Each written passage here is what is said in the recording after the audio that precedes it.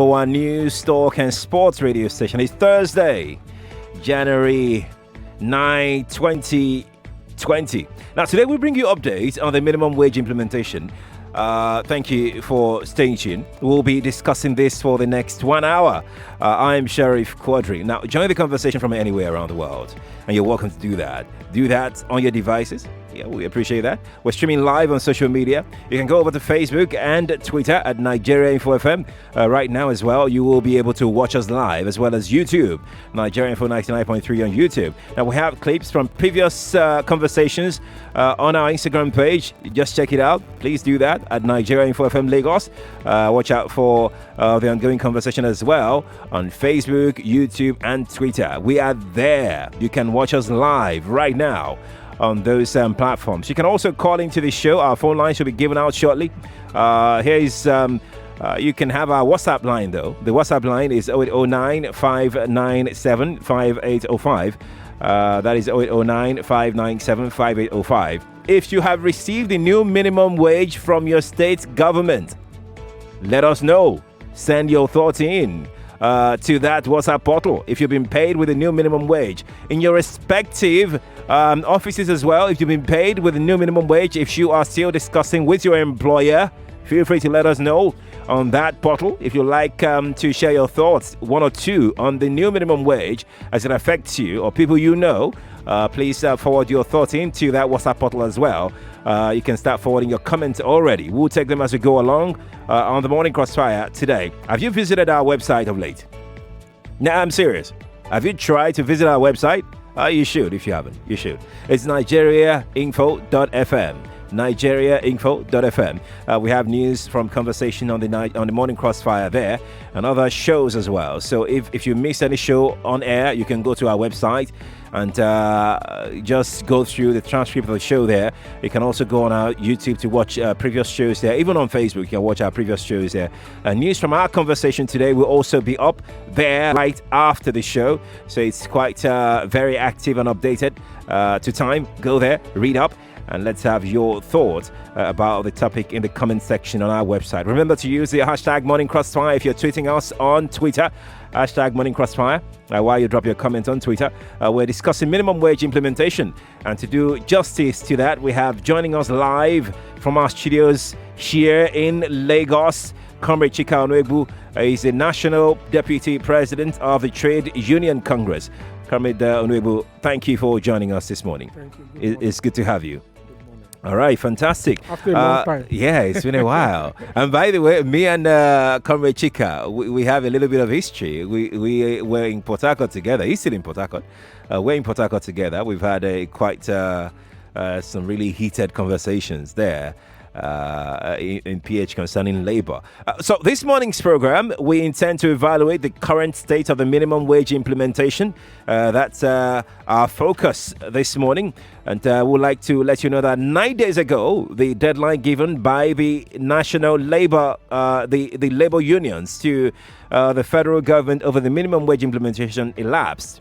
And no fewer than 25 states of the federation reportedly failed to meet the December 31, 2019 deadline to conclude all negotiations on the consequential adjustment arising from the 30,000 naira new minimum wage.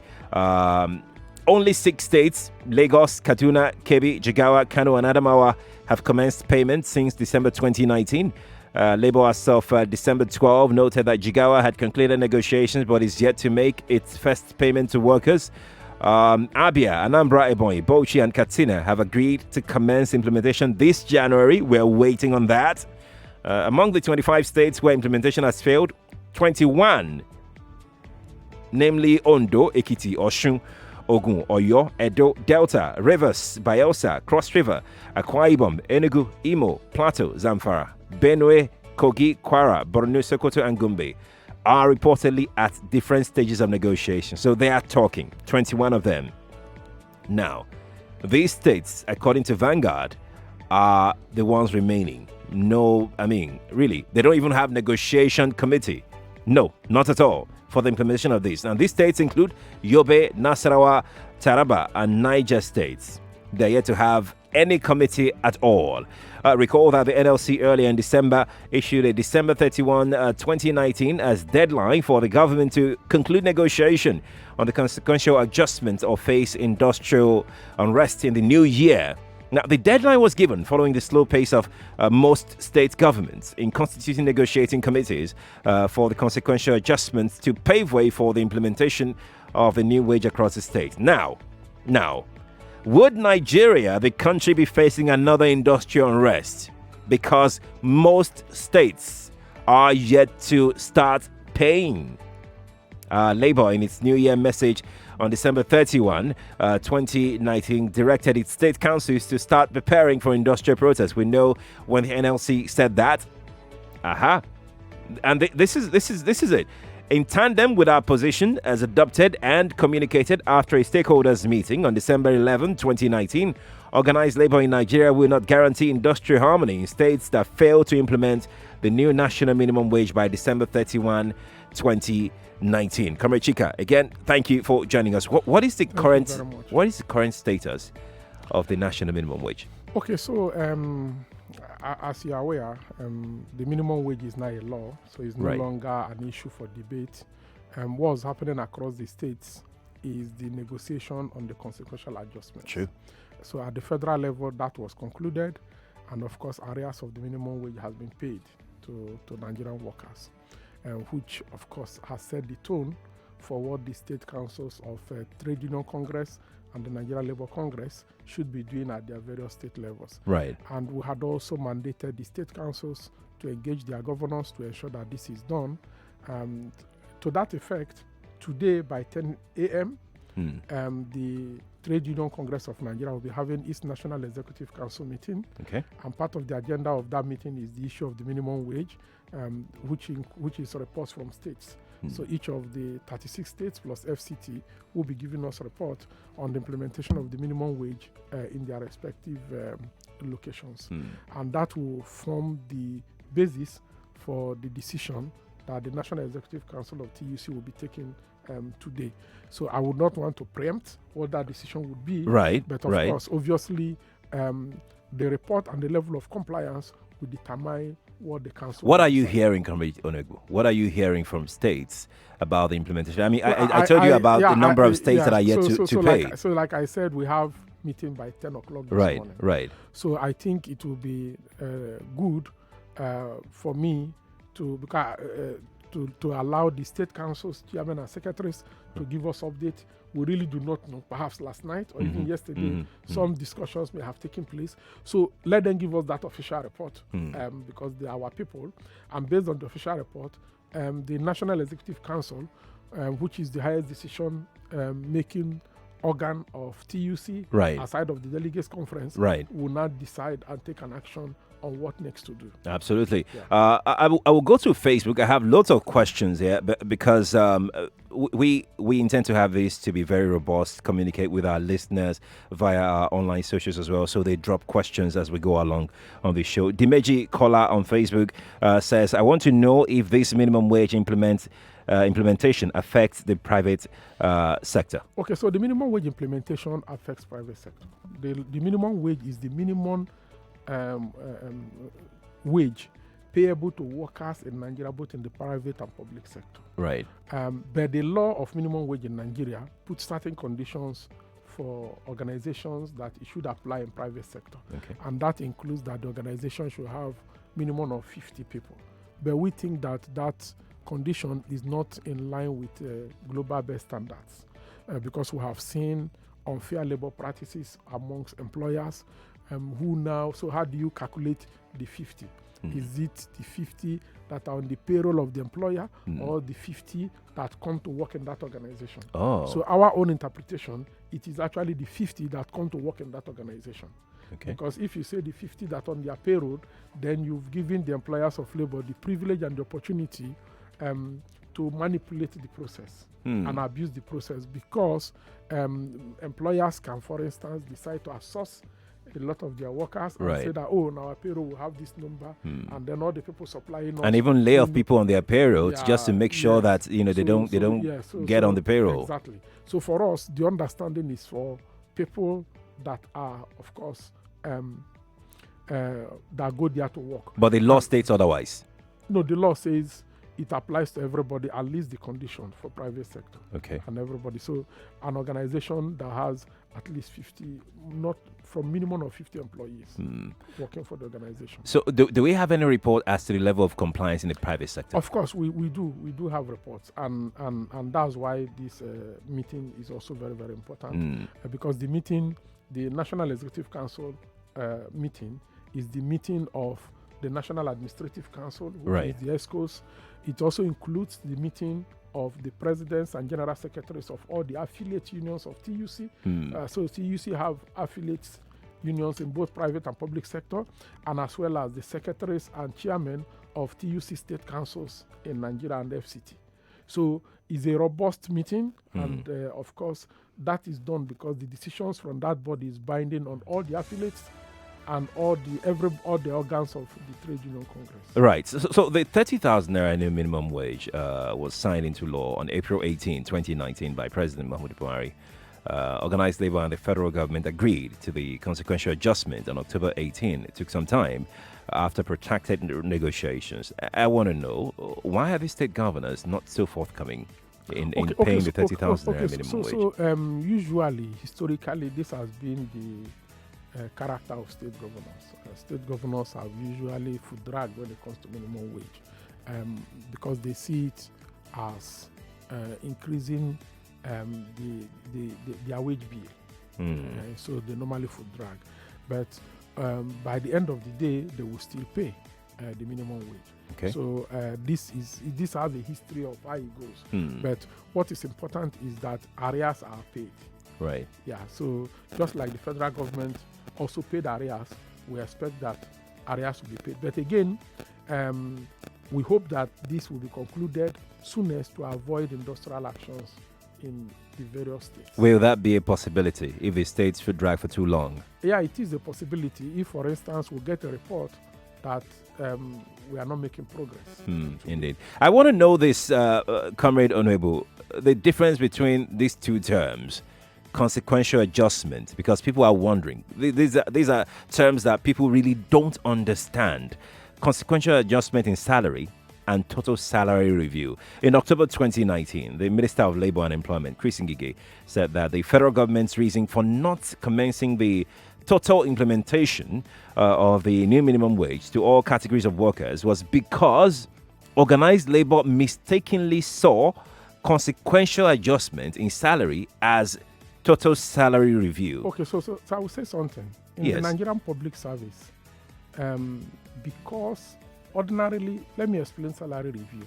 Ordinarily, every year or as agreed between employer and employee organizations, they need to meet and look at the salaries and based on certain criteria, negotiate and come to what a salary review should be. Right. But in the public sector, historically, that has not been happening for some time. So obviously, the only opportunity for a general salary review is also through the minimum wage and consequential adjustment.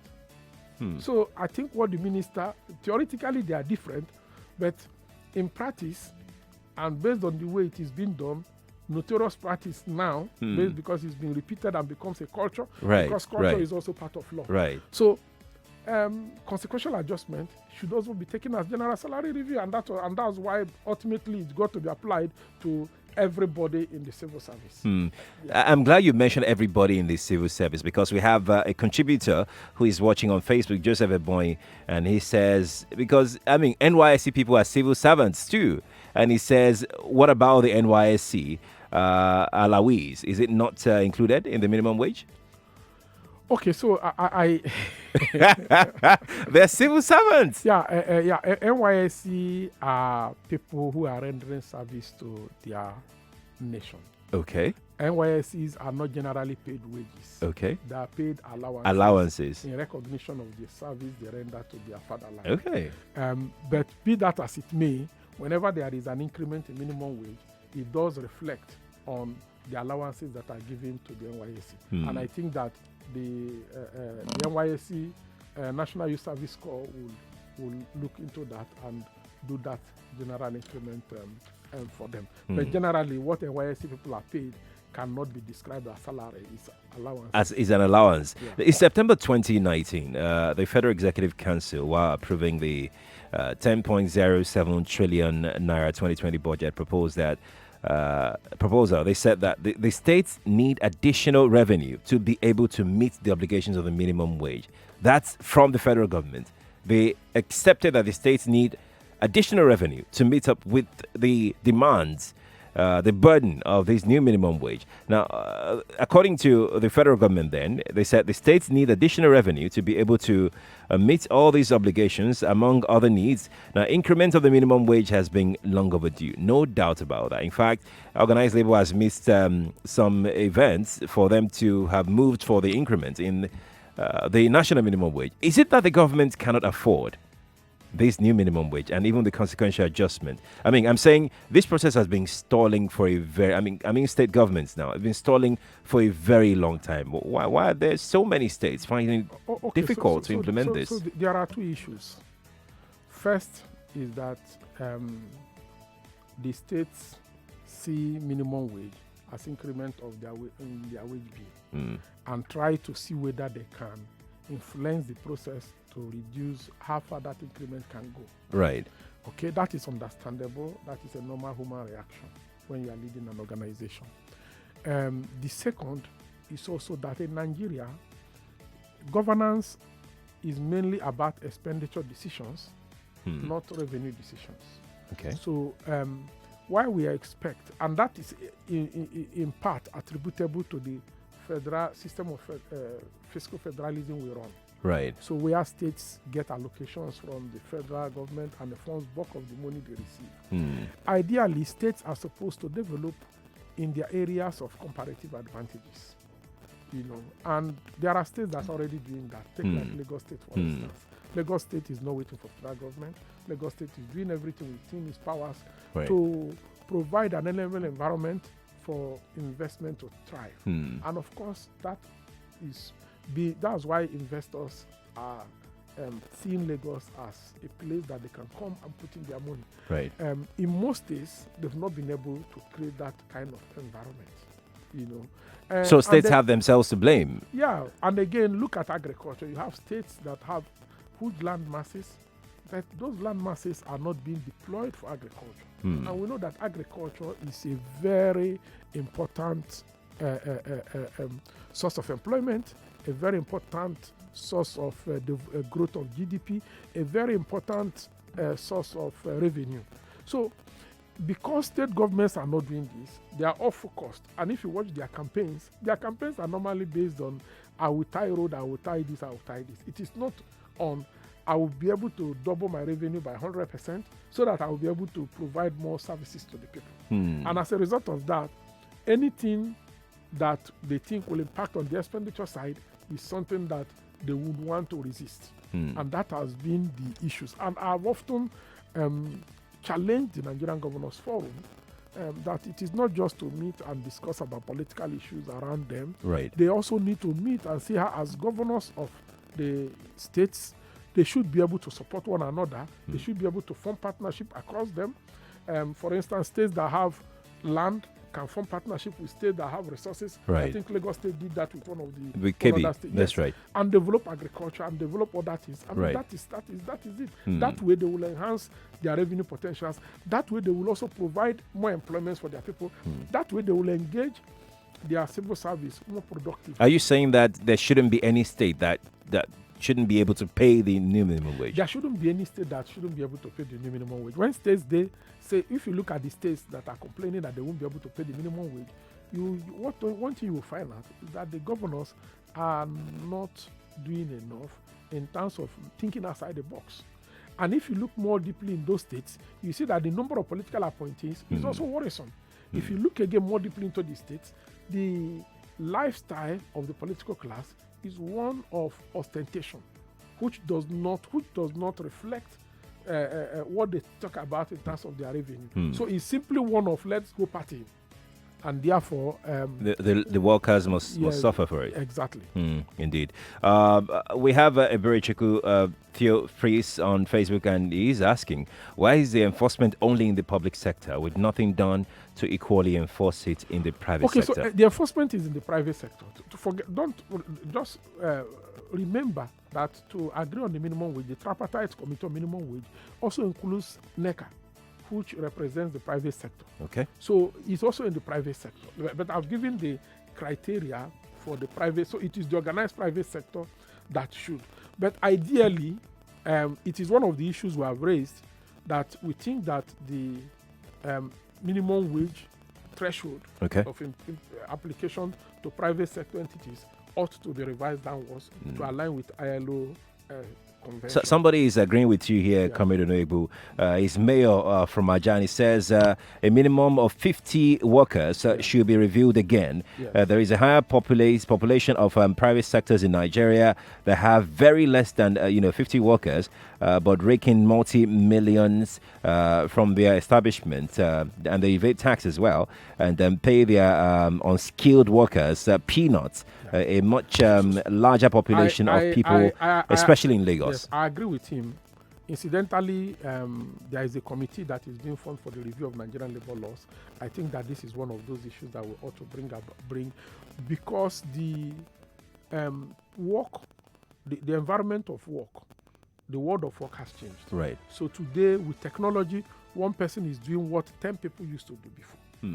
So getting where you see a lot of people up to 50 is no longer like it used to be. It's very unlikely. And because of all manner of precarious work arrangements, so you also see people who render service to a particular organization, but they are not employees to that organization. So all these have to be, the labor law has to reflect the fact that the real intention of the minimum wage is to make sure that no worker earns less than 30,000. And that should be the overriding purpose when you are interpreting it. So for me, I think that beyond the issue of that 50, I think that it should be interpreted to mean not just 50, but organizations that we think that receive service and that the people that render that service, irrespective of whether or not they're on their payroll, is up to 50, should be made to comply with the minimum. I know that in some other climes, Comrade Onoebu, whether you are on the payroll of any company or not, as long as you are working for that company, you are entitled to the minimum wage. Exactly. I know that's what's obtainable elsewhere. That was obtainable elsewhere. Well, in Nigeria, I've also heard reports of even government establishments laying off their contract staff, those that are not even on their payroll, because according to them, they can't pay the minimum wage. I mean, they're trying to implement the fact that if you work with us, you deserve to be paid the minimum wage, but they can't afford it. My question is, will this ultimately, one way or the other, lead to unemployment or job losses? So I do not think that it will lead to job losses. This has been a serious discourse within the economic literature, whether minimum wage leads to job losses. It doesn't. I belong to this school of thought that says that minimum wage at the end of the day enhances productivity and efficiency, and therefore if something is improving on efficiency and productivity, will not lead to loss of work. But however, for those employers who do not look at the totality of the big picture, they may be thinking that their costs are increasing, but they're also not thinking about the productivity that comes with it as a result of uplifting the morale of the workers. Indeed. Let's quickly head out on a break. Comrade Chika Onoebu has been speaking with us on our discussion this morning, and that's talking about minimum wage implementation. Comrade Chika Onoebu is the National Deputy President of the Trade Union Congress. He's here to participate in a conference, right? No, National Executive Council meeting. So we've actually been meeting since yesterday. So yesterday we had the National Administrative Council meeting of the Trade Union Congress, which involved the elected executives, and then we also had the meeting of the Central Working Committee of the Trade Union Congress, which involves the NAC members, the executives, and the president. Whatever you guys are doing, it's about the workers. Yes, and the secretaries of all the affiliate union, and this is about the workers. And of course, top on that agenda is the issues around minimum wage, issues around the review of labor laws, Right. and the general welfare of workers and that of the ordinary Nigerians. Indeed, we're glad to have you. Let's go on a break. When we return, I'll take more of your questions and your messages, and we'll open up the phone line so you can call us directly and ask your questions. I'm Sheriff Quadry, and this is Nigeria Info. We're back in a moment. More talk, news, and sports after this.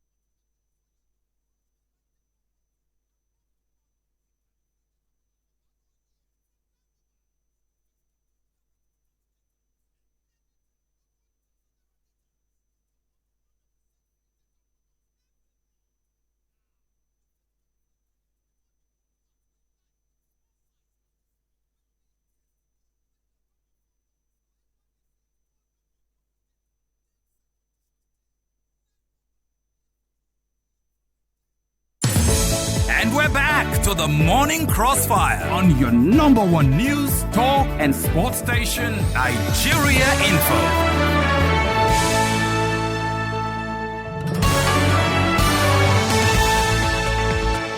99.3 Nigeria Info. We are back live from our studios here in Lagos, Nigeria, wherever you are listening to us from. If you're listening online from anywhere in the world, you are welcome. We will be going to the phone lines in a bit, like we promised from the beginning of the show. It is going to be highly interactive, and you can see how we've been going in and out of the social media to curl up your questions for my guests to attempt them.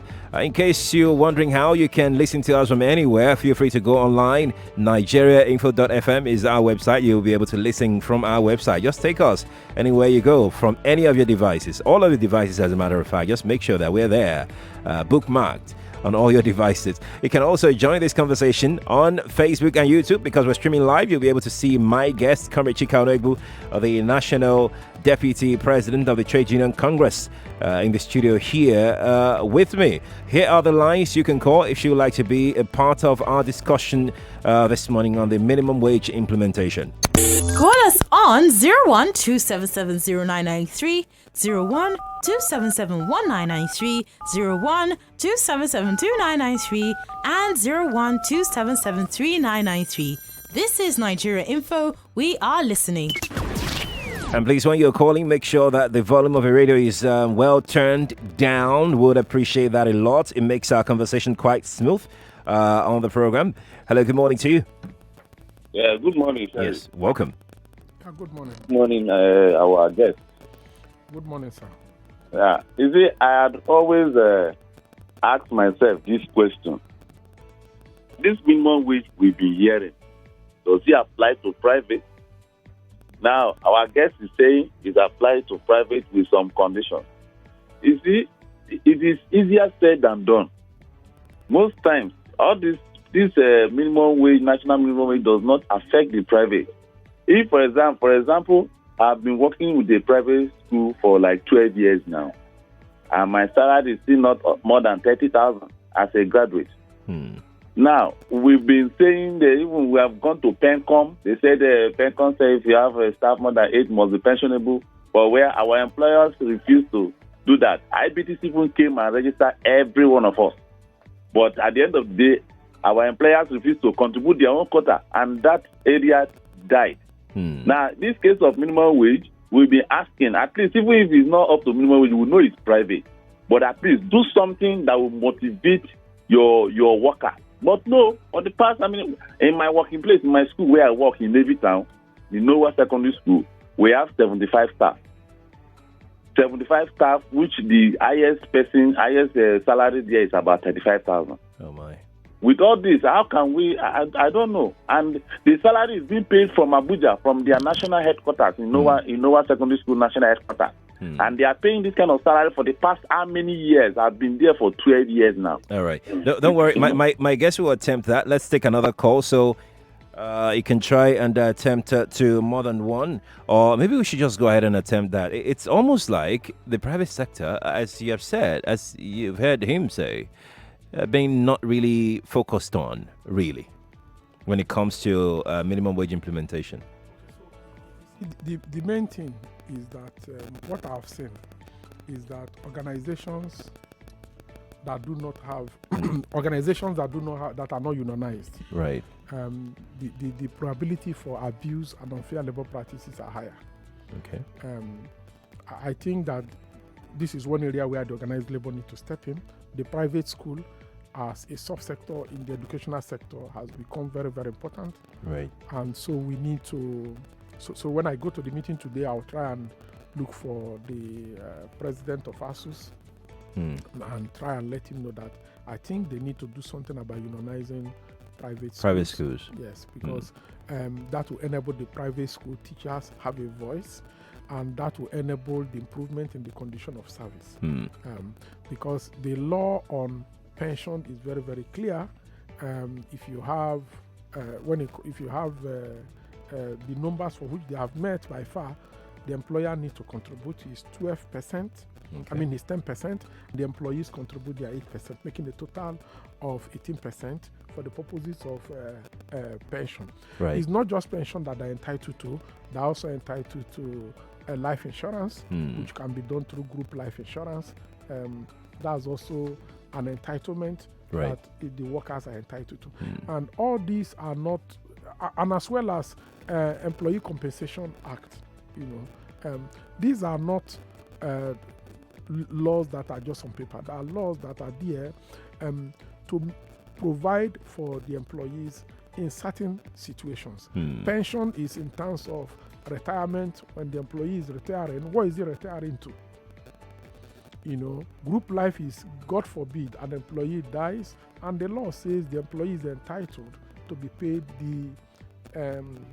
the survivors, loved ones, are entitled to be paid 3 times the annual emoluments of the employee, And then if the employee has injuries, that's where the Employee Compensation Act comes in and provides, the kind of compensations. Most companies don't have all of these things. And these are actually violations of the Nigerian labor laws. And is really, really unfortunate. So for the organizations that are unionized, it is easy for me to get the unions to say, please step into this situation and address it. For the ones that are not unionized, I think I need to talk to the unions who should unionize those sectors to increase their organizing activities. Because honestly, I see these trade union activities not just as a service to humanity, because people are really, really suffering, and they really need us to come to their aid. And it will be very unfair if we don't do that. Let's take another call. Hello, good morning to you. Hello, good morning. Good morning. What's your name? Where are you calling from? Yes, I'm on the road. So my name is Wale. Wale, welcome.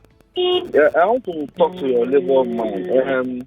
We have situations whereby some employers that have great number of staff refuse to unionize their staff, allow them to go do union. And members of labor union are also culpable because they collude with these organizations and go there to collect money probably on a monthly basis, so that they suppress what the plan of staff to be unionized activities. What is the organization doing to address this issue? Because I have a couple of examples that we have staff of the Labour Congress coming there to collect money. So how are you addressing this issue? Thank you. Thank you.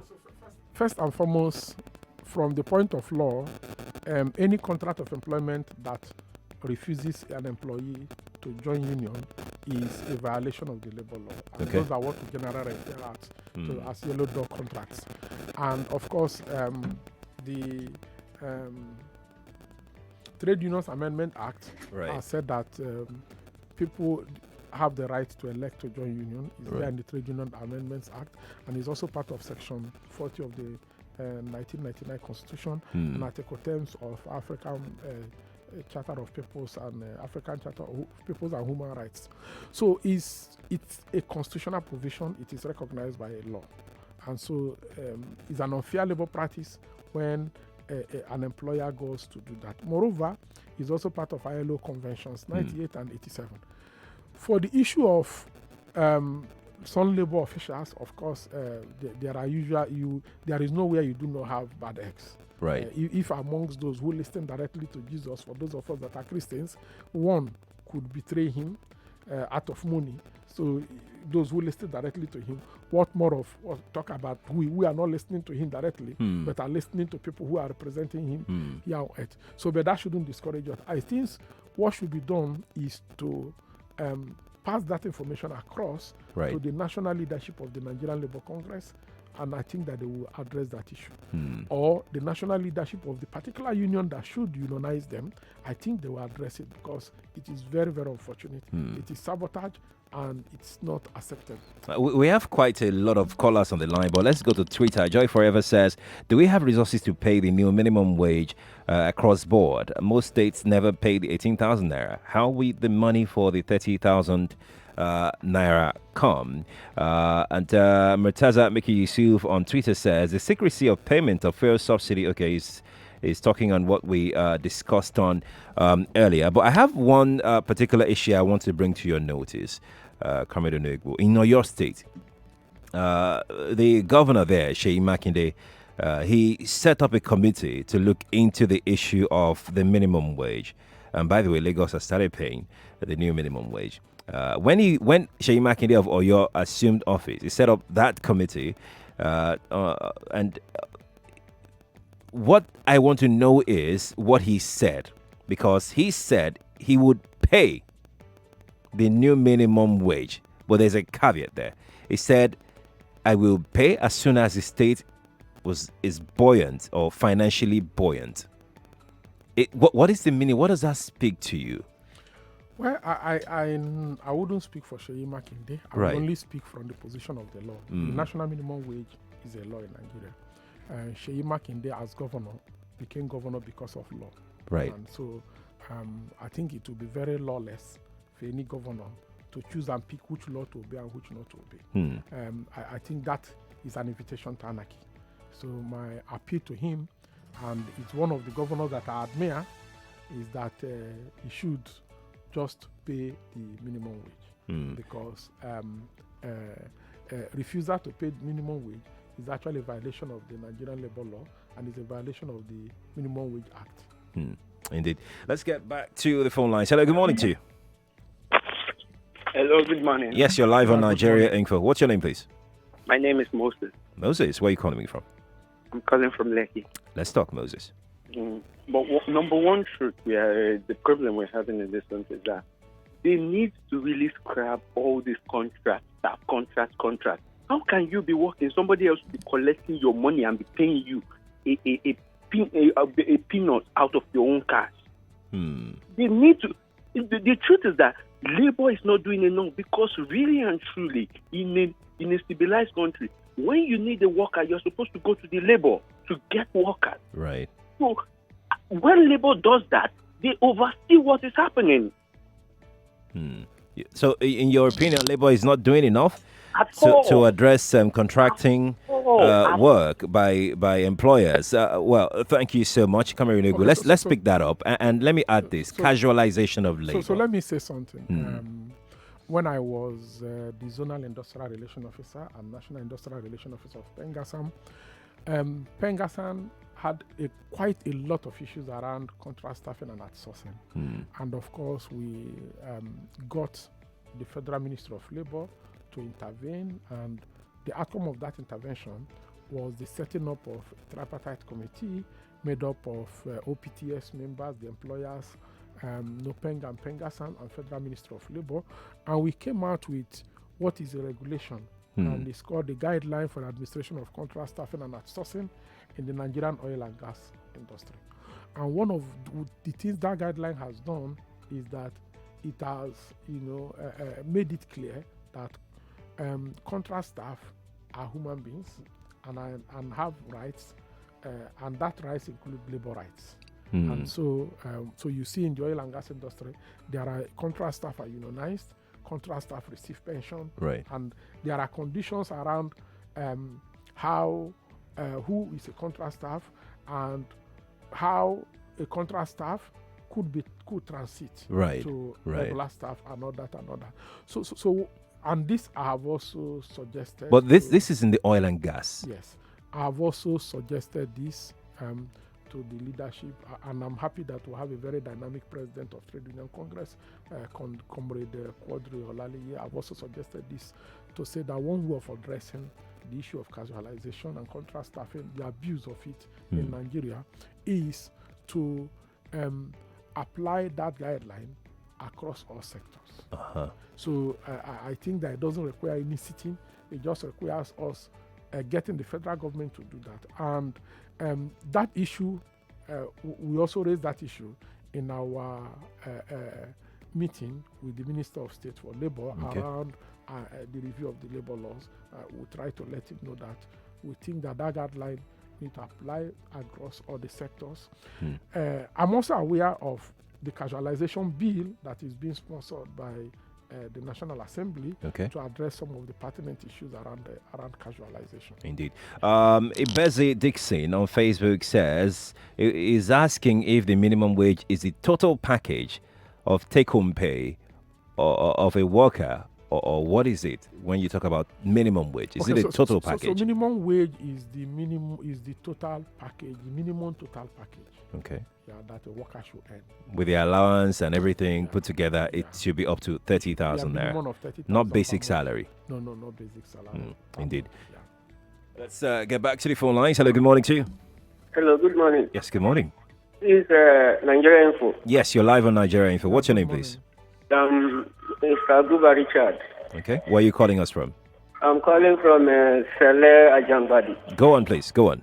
This minimum wage of the thing, these pensioners, we never hear anything. They don't say they don't pay all the government workers. Pensioners are not affected. Or what is all about it now? We pensioners. For the minimum wage, whether pensioners are covered, are you aware of anything such as that? Okay, so I think, like I've said, culture is part of law.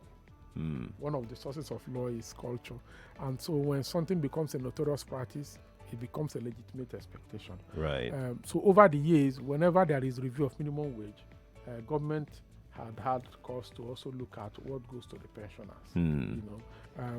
But generally, the minimum wage law does not cover pension. But like I said, as a part of notorious practice, and because culture is part of law, right. Whenever that happens, of course, what it means is that government has accepted the fact that the cost of living has gone up, and therefore those who are impacted by that, including pensioners, ought to, especially pensioners under the defined benefit scheme, right, ought to have their pension payments reviewed. And so we think that, of course, we expect government to also do that. All right. Going to WhatsApp now. I get to my own questions in a bit. I'm just trying to. A lot of people have questions. They're just chipping in.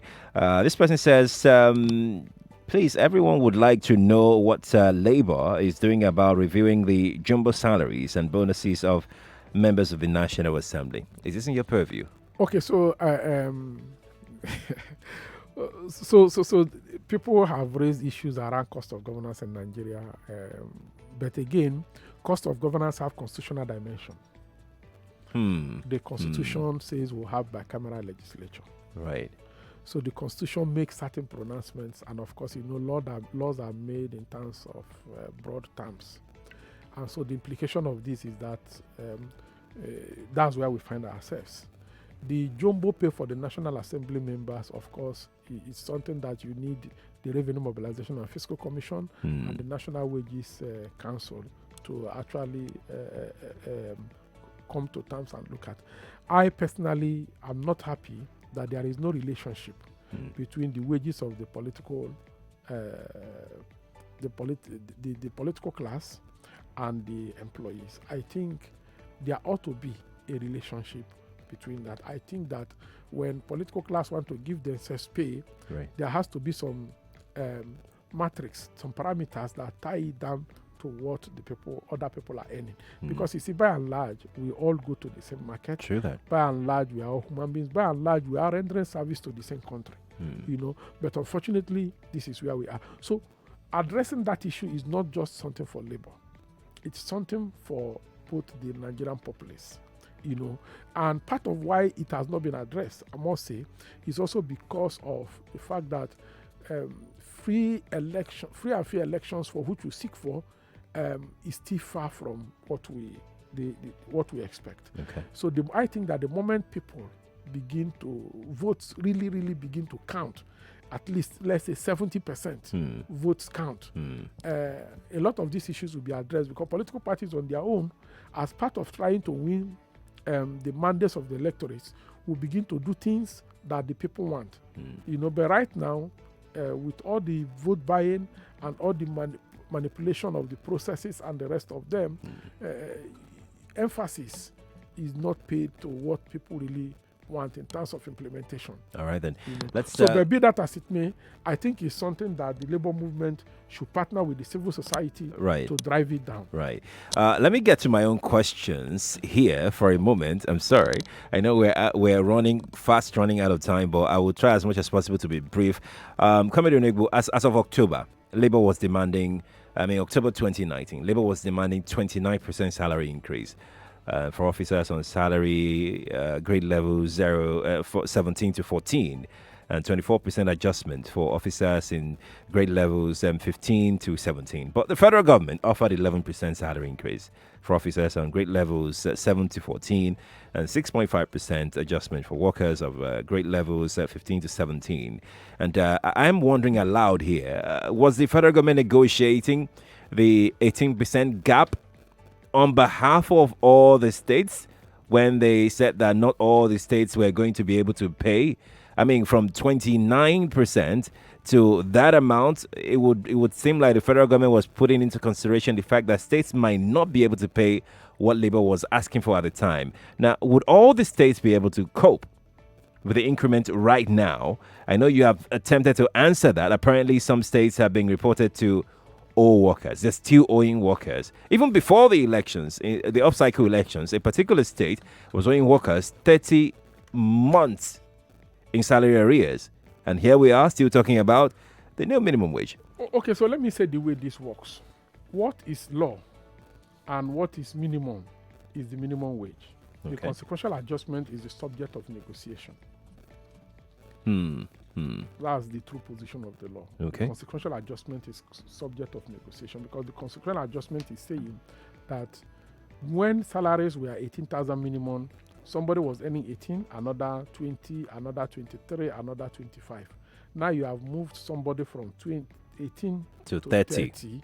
So you also need to move, bypassing the ones slightly above the person. To move the rest of the other people. And how you move that rest of the other people is the outcome of negotiation between the government, whether it is state or federal, and the organized labor, whether at the federal or the state level. So we need to just make this clear. Indeed. Let's quickly get back to the phone lines. Hello, good morning to you. The caller went away. Hello, good morning to you. Hello. Yes, hello, good morning. Good morning. Hi, how far now? How day? We're good. We're fine. Okay. I just want to say, this life, they important. Even God said, they important. True. Now I just thought so. Now, well done. Thank you for calling. Thank you. Hello, good morning to you. Hello? Yes, good morning. What's your name, please? Good morning. Yeah, my name is Samuel. Samuel, where are you calling from? Bro, I'm calling from Akwonjo. Akwonjo. Go on, Samuel. Let's hear you. Yeah, well done. Okay, yeah, I just want to, I want the labor and probably your guest, to really, shed and put more attention, to the issue of that casualization of workers discussed earlier. Though he has strictly pinpointed. What specifically would you like him to address? Specifically, yeah, what I want them to do is that fine. there is no way we can deal with the contract means of employment, okay? But it becomes casualization whereby, you employed someone, for a period of maybe 6 months or 1 year for a particular job, you understand? And after that, the expiration of that, then instead of the person to be, synchronized maybe into regular staff or permanent employment. Right. Now, you still bring up somebody from out there, to come and do the job that somebody that you have employed through the means of contract can still do. It becomes, cancellation to me as it were. Because, of course, I know that there is no way we can do with that contract. Even in overseas, it happens over there, True, right? true. But it becomes cancellation when, you keep somebody in that particular cartel and bringing somebody else with persons that that, could easily be useful for that particular purpose. Right. That is one. Then the second one, briefly, is that when state governments or whoever that says that maybe they cannot pay the existing 18,000 minimum wage and all that, I find this thing nauseating and quite disturbing. Because you ask them, have they not been paying their own political office holders salaries? Right. Are they being held by themselves? That same system of government. So why is it now that civil servants, that are doing some of this job that you are now saying, okay, fine, you are owing them, 18, 20 months. This is, to me, it's an act of callousness. Sincerely. How can reason be okay because 18,000 is difficult for you to pay, whereas you are paying your political office holders? Why not reduce? Why not? There should be a system that will reduce. Okay, fine. Maybe if you have 20, 30 House of Assemblies or this kind of, reduce them to 10 so that the cost of governance will be, will be minimized, and you have time, you have much money to cater for these people because the civil servants are the lifeline of economy, etc. Right. Because the political officers, their timeline, 4 years they are gone. Right. So let's concentrate on the people that are permanent, people that we have spread of civil servants, and government is the largest employers of labor. True. So that you cannot pay 18,000. You are owing 18,000 salary, and therefore it's difficult for you to pay 30,000. This is quite act of callousness, and it's not even from the state; it's from the what's it called, the federal level. All right then. Thank you. Thank you too for calling. Appreciate your time. Comrade Chika, let's quickly touch on this because we're almost out of time. So let me say that under the Nigerian labor law, Right. Casualization refers to non-adherence to Section 7 of the Labor Act, which is that you employ somebody and within a period of 3 months, you don't give the person a written particulars of employment detailing the terms and conditions of employment. Nonetheless, the term has also evolved to mean all manner of precarious employment practices. Like I said, if the guideline that is applied is used in the oil and gas industry, which is a regulation, or because it was issued by the Minister of Labour pursuant to his powers under the Labour Act. If it extends to all the sectors of the country, right, a lot of the issues around contract staffing, casualization, right, will be addressed. Indeed. We need to touch on this, but I would like for you to be very brief, and that is the IPPIS. In October 2019, the federal government and ASU locked horns over ASU's objection to the IPPIS payment system. I'm asking, do you think ASU's objection to IPPIS enrollment, which is one of the federal government's initiatives designed to minimize loss and wastages, do you think their objections are valid? Okay, so it will not be nice to say yes or no. Okay. You also look at the arguments of the parties. ASU's argument is that universities are supposed to be autonomous and that the IPPIS infringes on that autonomy of the university. Right. And if you know, autonomy of university has been one of at the center of ASU's issues with the federal government. And then the federal government is of the view that the IPs will enable them show transparency around the management of the wages and the rest of them. The IPs has gone to raise issues to say why are and pointed at some others that they think are not on it. But on the whole, I think that whenever public interest clash with private interest, public interest should always override. Okay. So the interest of the federal government, which is to make sure that there is transparency around the wage process, given the fact that there has been all these issues around this thing, I think ASU should give consideration to that in their discussions with the federal government. Because I think that whatever support as individuals we need to give the government in terms of shining the light of transparency around public service, we ought to support them. Comrade Chika Onwegbu, the National Deputy President of Trade Union Congress, thank you for joining us in the studio. Thank you very, very And we much. wish you best of luck in Also, your thank you, meetings for today. meeting you again. It's good to see you again. Thanks. Many thanks to the team that put this together. Zainab Yakin did the bulk of the work today. Tosin Akinrede, Ivana Haifo also supported. Batunde Absalam made sure that you could see us on social media. I am Sheriff Quadry. You can follow me on social media at Sheriff Quadry on all across social media platforms. I'll be back in here tomorrow at 6 o'clock. That's when the show starts, 6 a.m. You should join us just after the news. Immediately after the news, we kickstart the Morning Crossfire. Do you have a fantastic morning? After the news at 9, Tunji Andrews will be in the studio for Money, Business and Economy Show. Do you have a fantastic day? And bye for now. More talk, news and sports after this.